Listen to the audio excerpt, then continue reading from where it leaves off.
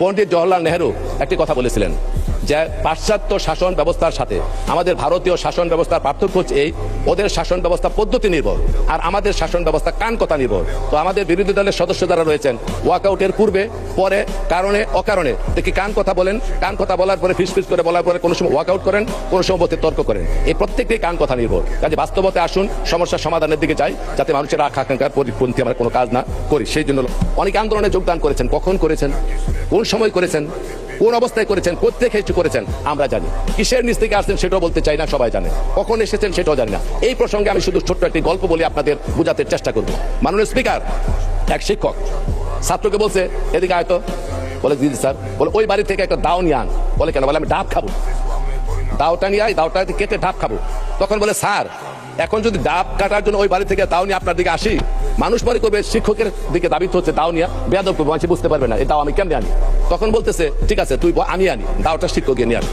আসার পরে বলে এখন গাছের উপর উঠে নারিকেল পেরে আমার ডাবটা খাওয়া। বলে স্যার এত বেয়াদব আমি শিখেছি, আপনি গাছের নিচে দাঁড়ায় থাকবেন আর মাথার উপরে আমি দাও নিয়ে উঠবো, মানুষ করবো শিক্ষক দাঁড়িয়ে নিচে, ছাত্র উঠছে উপরে মাথার উপরে, এটা স্যার সম্ভব না, এটাও ঠিক। বলে ঠিক আছে এটা মানলাম। এখন শিক্ষক দাও আনছে, গাছের উপরে ডাবও কাটছে পাচ্ছি, এইবার বলে কি ডাবরা কাইটা খা। এখন বলতেছে স্যার কয়বার বেয়াদবি করে, দুইবার দুইটা কথা রক্ষা করি নাই, এইবার ডাবডা নেনে ছাত্র কাইটা ডাবডা খেয়ে ফেলছে।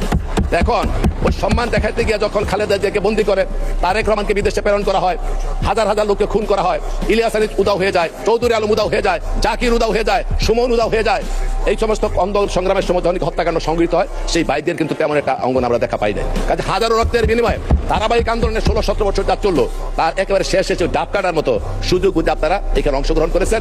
এইখানে অংশগ্রহণ করে এই আন্দোলনকে কুক্ষিগত করার জন্য প্রতিদিনই সংসদে মাননীয় স্পিকার করে একটা কথা বলে, সনদ নিয়ে কথা বলেন। সনদও বুঝি, ব্যাখ্যাও বুঝি, সংস্কারও বুঝি, সংশোধনও বুঝি, কিছু বুঝার কিন্তু বাকি নাই। অতএব মানুষকে বুঝতে দেন, সঠিক পথে আসেন, ধারাবাহিকভাবে কর্মসূচি পালন করার চেষ্টা করি। শৈবাল দিগিরে বলে উচ্চ করে শীত, লিখে রেখে এক বিন্দু দিলেন শিশির।